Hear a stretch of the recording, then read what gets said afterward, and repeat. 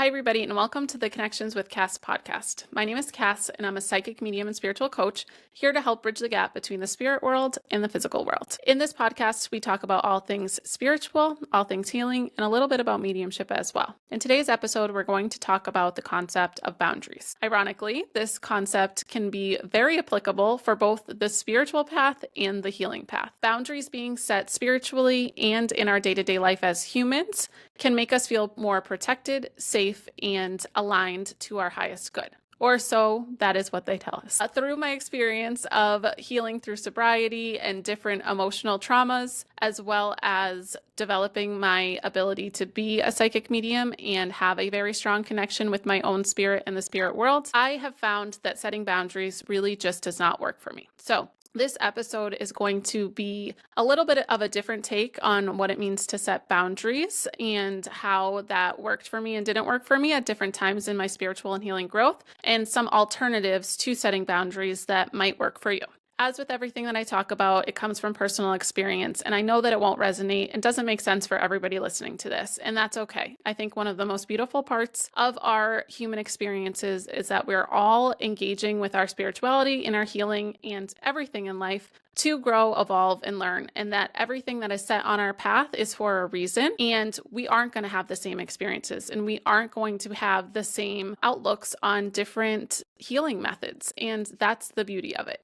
We're all experiencing exactly what we're supposed to, and I trust that the universe allows the ability for all of us to share our opinions and values for us all to learn and grow, and not for us to judge or look at things so black and white that this has to work or it doesn't have to work, or this has to make sense or it doesn't. Everybody is different, and everybody should use their discernment in applying different methods that you hear in your physical lives. And I encourage you to just be open-minded as you go down these paths and encounter different opinions and values and methods of healing and methods of developing your spiritual gifts as well. Okay, so let's talk about what boundaries are and why they are so pushed in the healing process and in the spiritual process as well.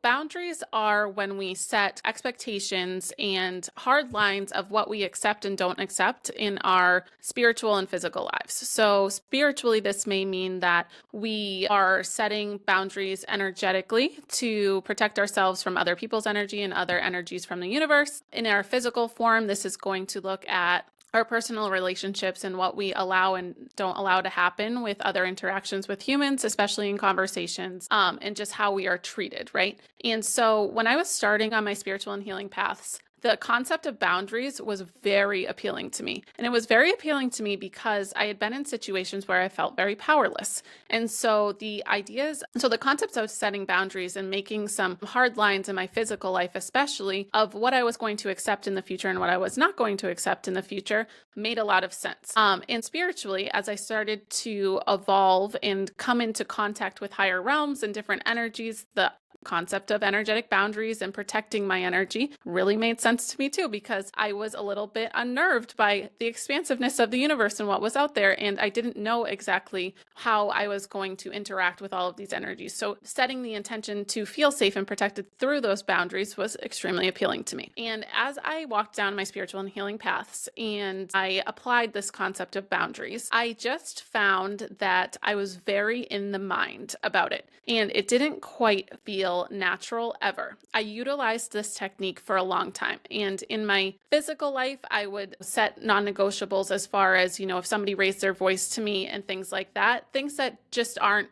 common sense. You shouldn't be raising your voice with other humans, really ever, but it happens, right? And I found this gray area happening as well, where I felt like some of the conversations that I was having were triggering me in a way that awoke me to something that I needed to heal. And if I had set a boundary that I wasn't going to interact or have that experience or that relationship at all, I wouldn't have found that piece of me.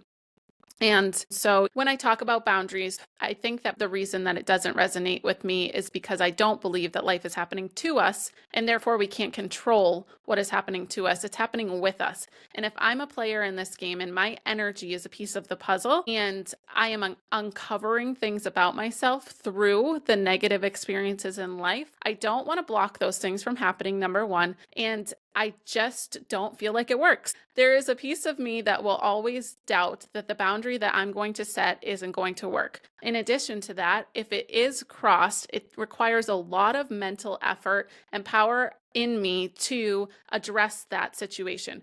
So that's kind of in the physical relationship aspect of boundaries from my perspective.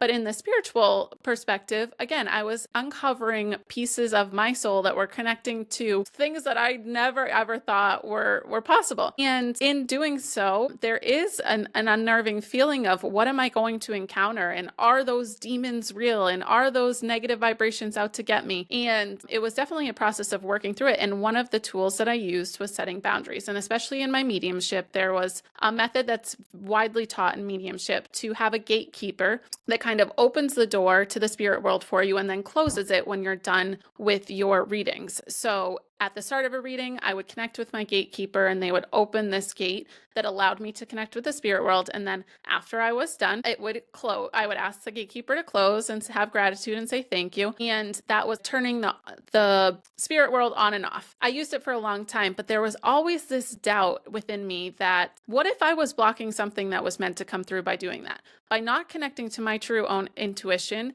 and my knowing of when I should be aware of the spirit world and when I shouldn't be aware of the spirit world, and relying on something outside of myself, this gatekeeper, to keep that door shut, it just didn't feel right to me. In addition to that, there was always this doubt that what if, it blows open, and a little bit of fear in that way too.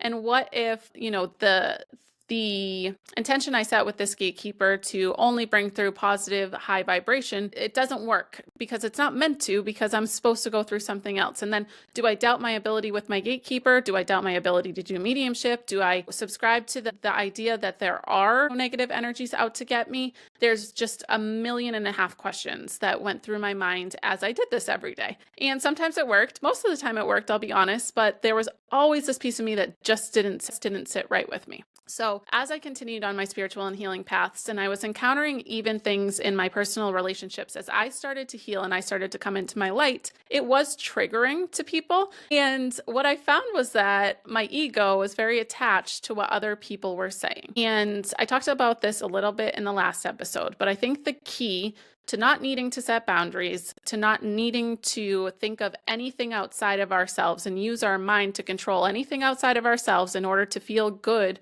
within ourselves, is dismantling our ego. If we didn't care what someone was saying, and if we didn't have such an attachment to other people, what they're supposed to behave like, what they're supposed to say to us, and what they need to do in order to make us feel good. If we felt good within ourselves and we didn't allow their words to affect the way that we feel about ourselves, we wouldn't need boundaries. So let's just use this as an example. It's early on in my healing and spiritual journey, and I'm going to a dinner with people that will be drinking, and that part of my journey here is not drinking in these situations to help numb all the energy, right? I also know that when people drink, they are prone to belittle me and raise their voice to me. So if I'm using this concept of boundaries, which I did at the beginning of my journey, I'm going to set the intention to really stay, grounded and present. And as soon as somebody crosses that boundary, I am going to disengage and just leave, which I did many times. Every time I left, it was not on a positive note. I still felt like shit,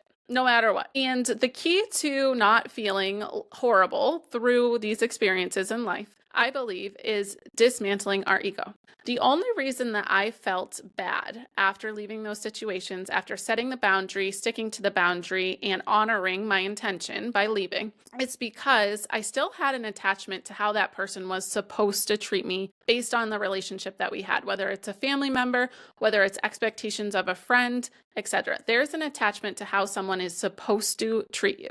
And that is completely outside of yourself. It doesn't matter kind of what the energy is between the two of you. There are certain standards in our society of how a mother is supposed to act, how a father is supposed to act, and how a friend is supposed to be. And so my ego was very, very activated. And my ego was very let down by that person, not only for me having to leave the situation and that the boundary was crossed of them, raising their voice or using words that hurt me, but it also would go a step further, and I would feel horrible about how this kind of person could treat me in this way, and how I was letting it affect me too. What I recognized in these moments is that I was putting way too much emphasis on how people were treating me and my expectations of how they were interacting with me, rather than how strong I was within knowing myself. And so the reason that I was being so triggered and I needed to set these boundaries was because I didn't know myself. And so when they said something, it did resonate with me at some level. And those mean or negative or low vibrational conversation words and tones that they would use resonated with one of my wounds inside of me. But I also am a being of light, and coming into that recognition and that power allowed me to disengage from my ego and recognize that my ego is a product of my darkness and of the conditioning and programming that has been taught to me since my childhood. My light part is my inherent soul. It's my unconditional love and light frequency that came into this earth to transmute this darkness into light. And through the process of interacting in different relationships and really just staying in my light and disengaging from the ego allows me to recognize what wounds are still there that I need to heal. So rather than set this boundary and then flee as soon as that boundary is crossed and then have to examine this relationship and determine things through the mind, I started to shift. Every time I was triggered, it truly was a reflection of something that I could work on. And that's really hard to accept, and it's hard to take responsibility in that way, but we can, to a certain level, take responsibility for our energetic presence in relationships.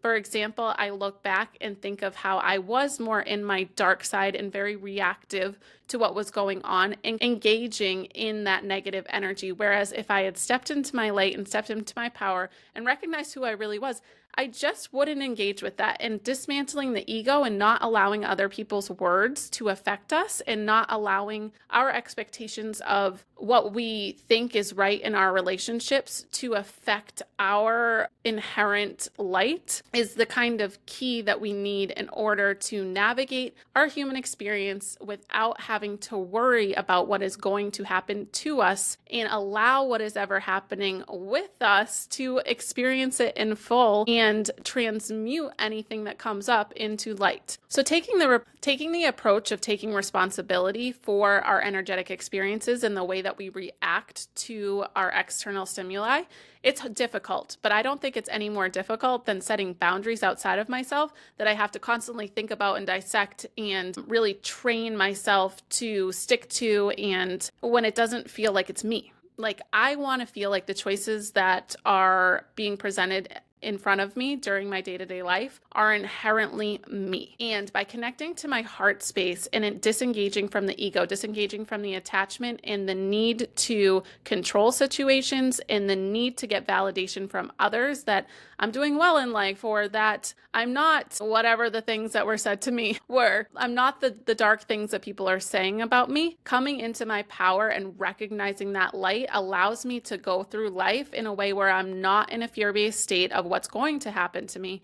I know that I can handle anything that comes my way because it is on my path for a reason, to awaken me to a new part of my soul to uncover, and that I really have the ability to consistently show up for myself and learn more and grow more and evolve more. And that is a true gift in life, where I feel as though the boundaries are kind of a nuisance. It just felt annoying to me, I'm going to be honest. And so that goes spiritually as well, like understanding that we are beings of light. And in terms of engaging with negative energies, or in terms of opening the door to the spirit world and closing it, I have the power within me. My soul is the frequency of the universe, truly. We are one inherently. My soul operates at a slightly different frequency that makes me me. The light parts of me, and allowed the dark parts to happen in the way that they did, for the record. But Essentially, my soul is operating in this vibration of unconditional love and light with a frequency that is particular to me to learn, grow, and evolve and experience this universe in the way that is intended for me. So, and as I embarked further down my mediumship journey and understanding the vast infinite potential of the universe's energy in all of the different places that exist and how that all works, I really recognized that all I need is myself. I don't need anything outside of myself. And truly, even my spirit team is kind of part of myself. We are all one in a sense. And all of you that are listening, all souls on this earth truly are one. We are all a vibration of unconditional love and light. It is the dense human experience that leads us into the darkness, the free will, the ego, and all of the hard things that happen to us and are conditioned and programmed in us throughout our lives. But we are inherent beings of light that can transmute that when we choose to. And I think that's where I come from when I talk about taking accountability and responsibility for the frequency that we are, operating at in our lifetime, because we do have the choice to make higher vibrational choices and operate in an energetic frequency that attracts more positive experiences to us and allows us to connect universally with higher vibrational entities. And so as I started to learn more about myself and my spirituality, I recognized that, it's my belief, I should say, that I came into, that our souls are truly harboring the darkness, right? And that is reflected in our spiritual connection when we experience negative things in our spirituality, whether it be through meditation, whether it be through just feeling negative energy. I really believe that when we experience anything that is negative, it is representative of an aspect of our own energy, our own consciousness that is harboring some sort of wound and trauma that is reflecting into this space. And so I am a little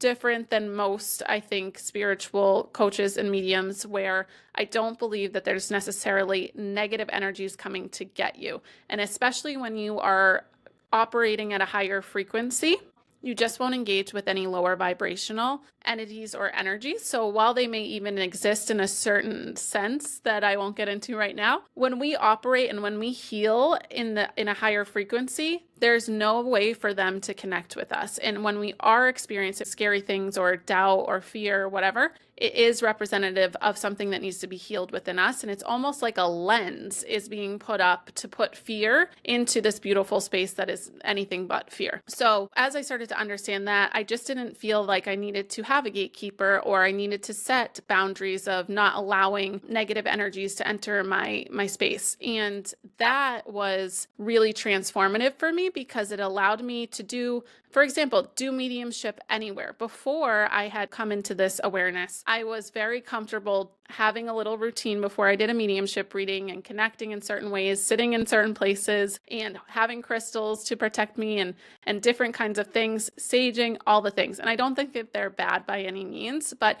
we shouldn't need them. We truly have the power and the light within us to operate in a way that's of our highest good without needing anything external to protect or to save us. And so when I came into this awareness, I was able to do mediumship in all different locations at different times. And it became very natural for me to switch from the spirit world to the physical world. And I wouldn't have known that if I kept utilizing these different methods to control or manipulate the energy that I was experiencing, both in my physical realm and my spiritual realm. And it took me really going out on a limb and trying these things and being honest with myself and being truthful with myself. I think that we read so many books and we see so many different people talking about different things, and myself included. You guys are listening to me right now. But the answers for our own spiritual and healing growth truly come from within. And when we're disengaged from the attachment and from the ability for others to affect our well-being, because we are in tune with our soul and we have let go of the negative aspects of us that have kind of stuck in our energy for a long time through shadow work, through inner child healing,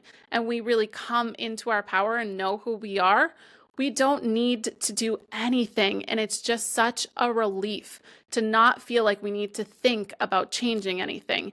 We can just live as who we are and accept that whatever comes our way is something that we are well equipped to handle. And we are well equipped to recognize, the parts of us that need to be healed and the beautiful light parts that are navigating this in healthier and better ways now. And as you start to do this, it truly does reflect in your physical reality, where the energy that is being attracted to you or magnetized to you is just of that same higher vibration. And with everything in the universe, like I've talked about before, it is a process of delayed gratification. So if you've been making these choices and you've been really trying to step into your power and your light and utilize even maybe some of the techniques from the previous episode, or just meditations and really trying to understand who you really are, know that it's not an instantaneous response. The universe is sending us lessons all of the time, and even presenting us with opportunities to fall back into old patterns, to see where we're at, and to provide an opportunity for us to grow more. And trusting that that process is unfolding in exactly the way that it is meant to for you to learn from, and honoring and taking accountability for your role in changing the narrative of your life is truly one of the most important things that we can do in navigating life without having to worry about what's going to happen to us. From my personal experience, every time I doubt myself and this outlook that I have, I utilize my power and my light. And I recognize that, guys, it doesn't matter what people say. What people say to us is a reflection of them being in their mind instead of their heart. And so when we look at the chakras, the mind is very much associated with the ego. And it really is the ego in a sense.